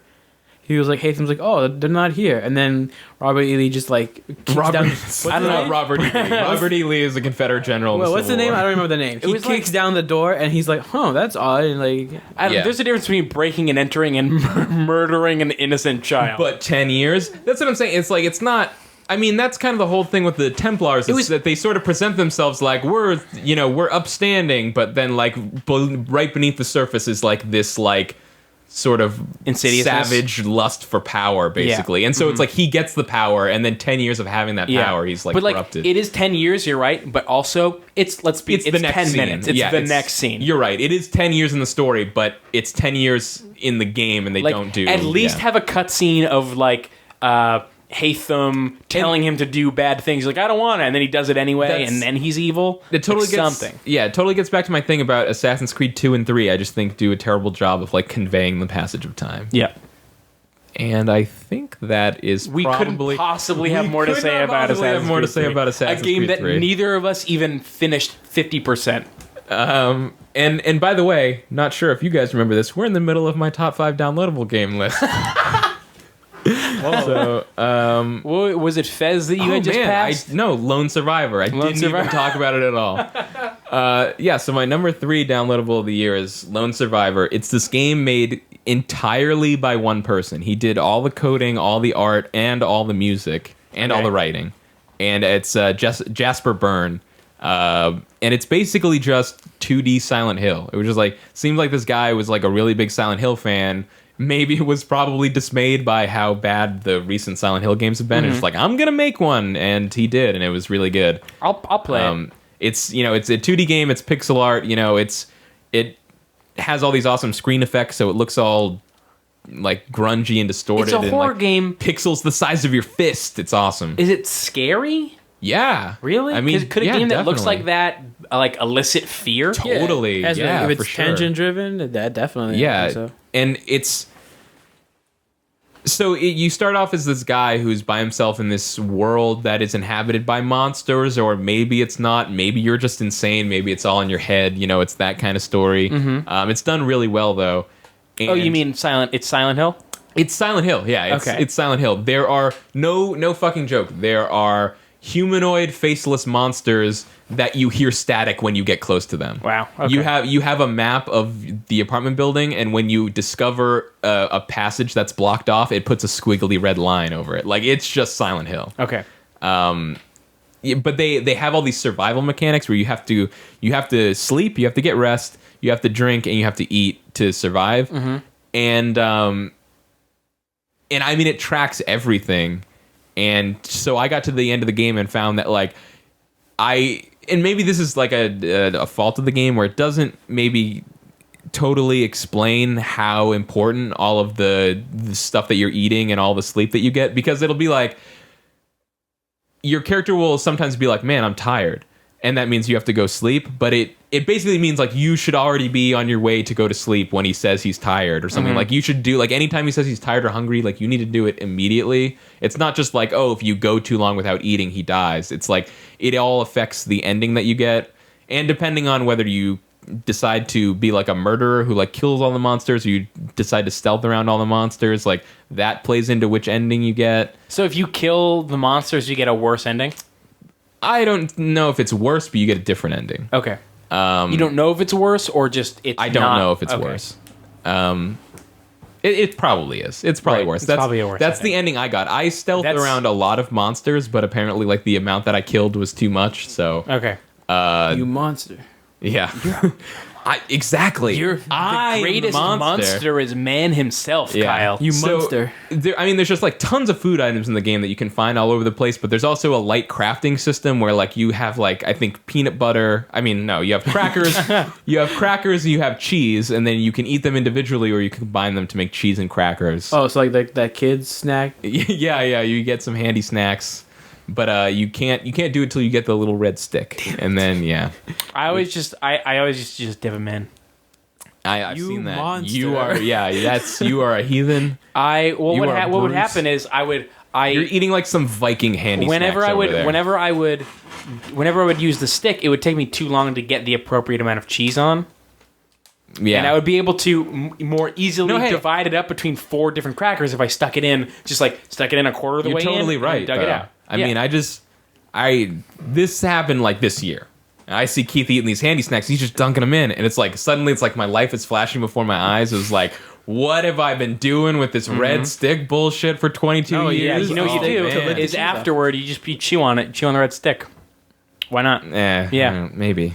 Well, because what else you can chew on? Your pen? You can't chew on your pen. You'll ruin But the to pen. get back to the game, so there's like a point where you get like a big amount of crackers, and like he'll comment about everything after he eats. So like if you eat like a squid on a stick thing, I think it takes place in Japan, so that's why you have squid on a stick. Okay. He'll be like, that's kind of gross, or like crackers. He'll be like, I wasn't. He's in Japan. He's not into squid on a stick. Maybe they're not all into squid. I don't know. Yes. I don't know how I don't eat popular squid. squid is in Japan, but It's not fresh enough. So like he'll comment after the crackers. He'll be like, "It wasn't that good, but it filled me up." And I ate the crackers a lot because I just thought it didn't really matter. It was like, hey, I need to eat. I have all of these crackers, so I'll just eat these instead of my good food or something like that. Right. But it kind of seems like at the end of the game, it just showed me all of these stats about like all the food that I eat, and it was like, wow, you're tracking all of this. But and there's cool things like you have an oven in your apartment, but it's broken. So if you manage to find like all the pieces of the oven that fix it, then you can like cook like you can find You like can cook the cheese and crackers and have grilled cheese crackers.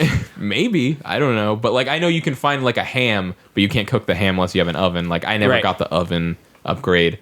But like the atmosphere in that game is just so thick, like it's crazy. Just like I found myself having to stop after certain periods of time, but not because I got bored or because it was too scary, but it was just like it just wore on my psyche. Like, and yeah. you know, like he would go to sleep and then he would like get up and sometimes he'll like rub his eyes and be like, it didn't help much. Or like you use there's a fast travel system where you look in mirrors, you travel between mirrors, and like some, you know, like over the course of the game, he'll start out being like, I can deal with what I see. But then like the dialogue you get for him looking at himself in the mirror just gets like progressively worse and worse. Is it throughout the game. tracking how many times you're looking in a mirror and that hurts your... I think it's like it's tracking like an overall health level, like how Okay. well you're keeping yourself up throughout the game. And you just did a poor job of that? Yeah, basically. Yeah. So like somebody who's really good at this game would be like, yeah, I looked in the mirror and each time it got more positive and more positive. Like I can fucking do this. I seriously doubt this game gets more positive, but maybe just not as negative. And then so you go through like the whole apartment building, and that's like half the game, and then the other half is like you finally get out into the city, and that's kind of like when I felt like I started to get a handle on the game, and I sort of fell into this rhythm of like, because the game also counts days, like go to sleep and that saves the game and goes to the next day, and so I kind of felt like, I'm getting into the rhythm of this. But then it was almost like the apartment complex took a while. Like it probably took like, I don't know, not 10 hours, but maybe 5 hours or something. So half of 10?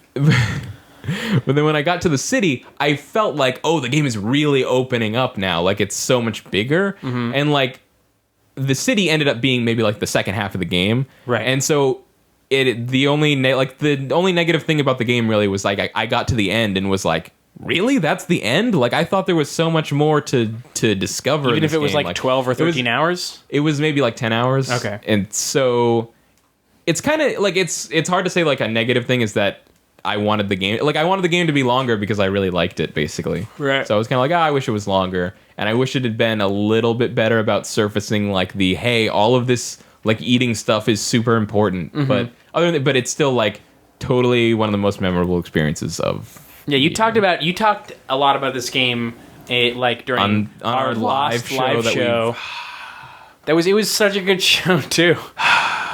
A real live show where we were on a stage in front of people, not a. Yeah. Well, we were on the floor. There was no stage, but it was still in front of people. just like a black box theater that we were in. But- Yeah. Any chance, PAX panels are still open? Any chance you guys can secure that? Yeah. I don't think anybody's No. coming to that if we did that. They would all come. Would they come? Keith, If we if built we book it, they will come. It's the model PAX. Yeah.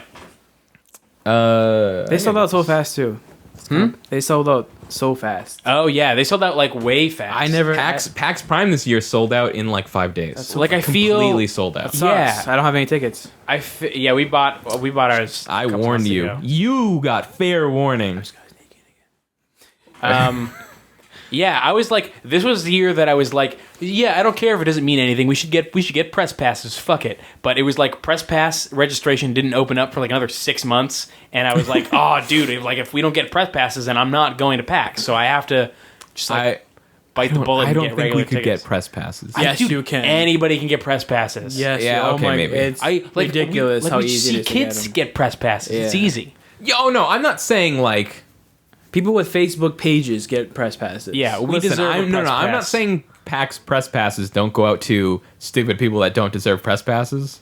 But I mean, like we're on YouTube, but we're not even like remotely popular for YouTube. No, but like the 8-year-old kid that I Yeah, saw running somebody around who with a has press pass. a Facebook page that has like 4 likes You're can right. get a press pass. We could probably get press passes. Of course we could. I've been saying this for like I've been saying this since we had but like then 50 also, listeners. when we have press passes, we're gonna be the people that everyone else looks at and is like, "This fucking guy with the press pass, really?" Are you kidding? We look exactly like the type of people that should have press passes at PAX. You mean people that shouldn't have press passes at anything? Right. Okay. At anything but PAX. The people who are really like top people are either exhibitors or panel speakers. Yeah. I feel like press passes. like press passes don't like at a regular event. A press pass would let you cut lines so that you can see everything. That doesn't happen at PAX, which is It's just a which cool is a yellow good thing. badge. Like press people shouldn't have like better access at PAX because it's not about press. Exactly. Yeah. But you still get a cool yellow badge. They're cool and I yellow. think they're pink actually. No, that's the exhibitor ones. Yeah, these are ones. I want the pink ones. You know the pink ones? Yeah, they're cool. All right, let's sign up for a panel. I mean, Fuck it. it's not because they're pink; it's because they say exhibit. You know, it doesn't hurt. Registration is still open. Yeah, why not? We know we have people that live in the area that listen to us. sure. And You might can as well get just more fans register. that If way. I get a press pass, you can have my regular. No, not press passes. Register for a panel. What for a panel? What? Yeah. you why get not? panel speaker passes. All right, Yeah. fine. Yeah, well, Do it tonight. Okay. Sure. I don't. Yeah, there we go. It doesn't. It's all the community, man. Okay. That's silly. But that's Lone Survivor number 3 game of the year. Lone speaker. If you like survival horror, if you're a Silent Hill fan, and I know we have a lot of listeners that are Silent Hill fans, you gotta check out Lone Survivor. This is mandatory. This is not optional. And it looks really cool. Like literally, like the video. Yeah, the visuals are really cool. Let's. I'm interested in it, and I'm not a Silent Hill fan. So yeah, my next 2 tied for number 1 Not were that I The hate it or Walking anything. Dead and Journey. Which one's better? Pick one. Man, Pick one right now. I so Just can't. fucking say it. Pick So- one. Wait, so your number 2 is different from those 2? Or you're saying one is going to occupy? One is spot number 2, one is number 1. Oh, I so just you don't know- know for sure which one. I'm leaning towards Journey. Be a as number man 1. and It is pick one. Journey. It's But Journey. I'm gonna be a man and pick one Journey. when I feel this, like this is like a thing for my Top 10? for my top 10. So I'm gonna leave it till then.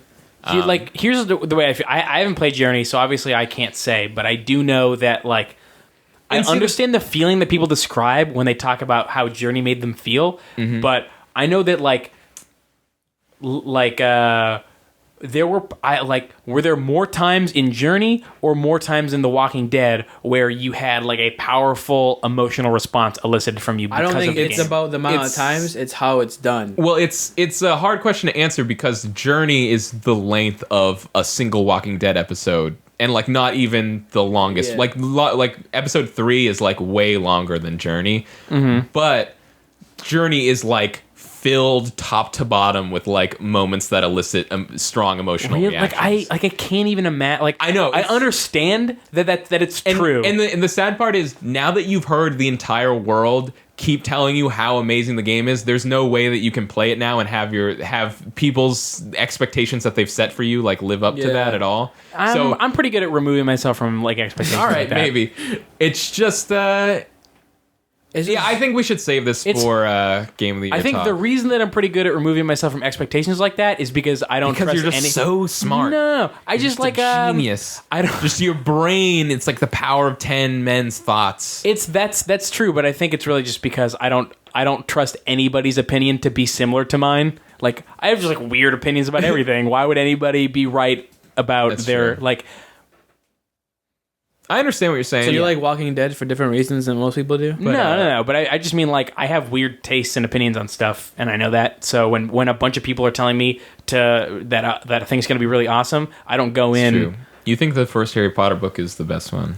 I think the first Harry Potter movie is the best one. I don't think the book is the best Wait, one. what? That That's even more wrong Or than I the think book. I think that the best Harry Potter book is Prisoner of Azkaban, Okay. but I think that the best movies are the first three. Wait, Oh, but God. for the long time, that's 1 weird. and 2 are just like they're bad movies in general. They're I don't just think kinda- they are. Like the kid actors and the. It hasn't. It's just those movies are so. The acting is the worst, but I think the movies are the best. I think that the What? direction is the best. Come on. That's a movie right there. I mean, So you really like Chris Columbus? Yeah. You're a big Chris Columbus. he did Home Alone, right? I don't know. No. Home Alone was fucking Tarantino. Yeah. No. It was Ferris Bueller guy. Who's Ferris Bueller? John Hughes. Hughes. John Hughes is not Home Alone. I guarantee you, Home Alone is John No. Hughes. It's Look it not. up. All right. I'm pretty sure Chris Columbus is Home Alone. John Hughes also Flubber. That I believe, because that's like late. That's like his late career stuff. He's right. It's Chris Columbus. Yes. Is it really? Chris Yes. Columbus directed Home Alone. Maybe it was one of the sequels. John Hughes directing a Home Alone sequel? Really? There's only been one. There's no way. Yeah, it's either number 1, number 2, or like that straight to DVD crappy one with that kid from Liar Liar. Oh, that was the kid from Liar Liar? That was the one in Home Alone 3. It was like I a don't whole think- new everything. No, I saw that one. I just don't think I recognize It's so it was dumb the kid too from because Liar like they're Liar. all going like away and he's like sick for like one day. He can't go on a plane. He was the writer of Home Alone 2: Lost in New York, No way. and the writer for Home Alone. He wrote Home Alone and Home Alone 2. John Hughes? Yeah, John oh Hughes. yeah, you're right. There damn. you go. So we're both right. Yeah. He just didn't direct them. No, Keith was a little more wrong though. True. You were Chris- right that he was involved, wrong that he directed. Yeah. And to say that the first 2 movies are good, it's just crazy. I can't believe I don't think Home so. Alone I or think that Harry Potter? I just think that like Harry Potter. I just think that after the first 2 movies, like the magic of seeing Hogwarts and stuff is so like not even a thing. But that's just because it's like seeing Hogwarts. It's so can't- cheesy done though, I it think, can't, the first one. Yeah, you're right. But it's like even Like- if it was like it can't stay interesting forever. It's like the same reason of like your argument about yeah, it can't say anything forever, and then it didn't. So that's why the first 3 were the I mean, best. I don't think you can hold that against. But the I mean, movies. it's like you have to shift priority from look at this magical, whimsical school Well, to okay. like here are like characters. Here are the characters, having- and then I think that the Harry Potter movies do a terrible job of establishing the characters. Oh, definitely, because they have Yeah, so so- much. you're right. They've missed so much. And so I accept your apology, and I'm right. The magic of Hogwarts is gone, so you have to focus on the characters, and the way that they portray the characters is bad. It's not always. But the way bad. the magic is done in the first one is so corny with like the music, like. Yeah, I love the corny. It's like fun. It's like a fun movie. But that's not I Harry don't Potter, dis- in my opinion. I don't think I would say that the first 2 Harry so- Potter movies were bad. It was just like I think they were probably. The first. So here's the way I look at it. The first few Harry Potter is one of those like. I mean, it was, who did the music? What's his childhood face? spanning. John Williams. John Williams. Yeah, I mean that guy's he knows music. He knows exactly what he's doing. He knows exactly. That's the problem. yeah, yeah, exactly. So it's like this. It's Harry Potter is one of those childhood spanning series where you start it when you're very young, Yeah. and the books get more advanced as you like. Right. Like And the so do first the Harry Potter movies. book is and so do the movies, but it's like. But not as I'm not don't- trying to defend the movies as much. I mean, I'm not like a big fan of the movies. I'm a big fan of the books. Right. so. We've talked plenty about the Harry Yeah. Potter movies in the past. I think Goblet of Fire is the best movie. Um, I don't think that at all about the book. I think the very last movie is the best one because it's the only one that's like the most faithful / good with the Here's- tone of it. here's my problem with They're not every really that single. good. do you mean the last one like part 2 Yeah, or part two. 1 and 2? So Part two. All right. So here's Part one here- wasn't bad, though. I'll set it up like this. Why are we doing this? Because we could this have is ended important. this podcast and we were at the end. The important the important thing about the characters is the way that Harry, Ron, and Hermione's personalities. I'm gonna go differ to the from each other. bathroom. Okay, no, you stay here for this. It's only going to take 2 minutes. I've heard this before. All right, and that's most exemplified in the besides in the books in the first movie when they're Like doing, real when they're on beer. I chess don't think pieces. butterbeer is anything like real. I think beer. like the butter of the butterbeer is like sweet, not sweetness, but like a cream. Thanks Yeah. for listening to part 2 of Run Button's Harry Potter of the Year awards. We'll be back tomorrow.